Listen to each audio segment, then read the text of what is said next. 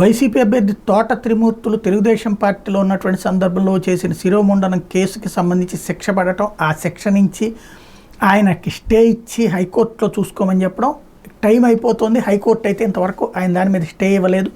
దాంతో ఈ నెలలో అరెస్ట్ చేస్తారు. 15వ తారీఖున అరెస్ట్ చేయడానికి రంగం సిద్ధమవుతున్నటువంటి తరుణం. అయితే 13 ఎన్నికలు అయిపోతాయి కాబట్టి అతను రిలాక్స్. కానీ కౌంటింగ్ టైంకి అతను బయట ఉంటారా లేదా అన్నటువంటి పాయింట్ వస్తే ఇప్పుడైతే కౌంటింగ్ తర్వాత కూడా బయట ఉండొచ్చు. అది తాజాగా కోర్టు ఇచ్చినటువంటి ఆదేశాలతో మార్పు వచ్చింది. దళిత యువకుల శిరోమండనం కేసులో ఎమ్మెల్సీ తోట త్రిమూర్తులతో పాటు ఇతర దోషులకు హైకోర్టు ఊరటనిచ్చింది. వాళ్ళకి ఏడాదిన్నర జైలు శిక్ష విధిస్తూ ఇచ్చిన తీర్పు అమలును నిలిపివేస్తూ విశాఖపట్నం ఎస్సీ/ఎస్టీ ప్రత్యేక కోర్టు ఇచ్చిన ఉత్తర్వులు జూన్ 20 వరకు హైకోర్టు పొడిగించింది. ఈలోపు కౌంటర్లు దాఖలు చేయాలని బాధిత యువకుల న్యాయవాదులను ఆదేశించింది. ఈ మేరకు న్యాయమూర్తి జస్టిస్ తెల్లాప్రగడ మల్లికార్జున బుధవారం మధ్యంతర ఉత్తర్వులు జారీ చేశారు. దళిత యువకుల శిరోమండనం కేసులో ఎమ్మెల్సీ తోట త్రిమూర్తులతో పాటు మరికొందరిని దోషులుగా నిర్ధారిస్తూ విశాఖపట్నం ఎస్సీ/ఎస్టీ ప్రత్యేక కోర్టు వారికి ఏడాదిన్నర జైలు శిక్ష విధించింది. ఈ తీర్పుపై అప్పీలుకు వెళ్లేందుకు వీలుగా తీర్పు అమలుని ఈ నెల 15వ తేదీ వరకు నిలుపుదల చేసింది. తమకు విధించిన శిక్షను సవాల్ చేస్తూ తోట త్రిమూర్తులు తదితరులు హైకోర్టులో వేర్వేరుగా అప్పీలు దాఖలు చేశారు.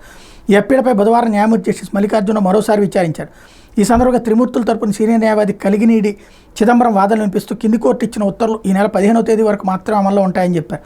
తర్వాత పిటిషనర్లను అరెస్ట్ చేసే అవకాశం ఉందన్నారు. దీంతో న్యాయమూర్తి కింది కోర్టు ఇచ్చిన ఉత్తర్వులు జూన్ 20వ తేదీ వరకు పొడిగిస్తానని చెప్పారు. ఈ ప్రతిపాదనను బాధిత యువకులు న్యాయవాదులు తీవ్రంగా వ్యతిరేకించారు. తమ వాదనలు వినకుండా ఎలాంటి ఉత్తర్వులు జారీ చేయొద్దని అభ్యర్థించారు.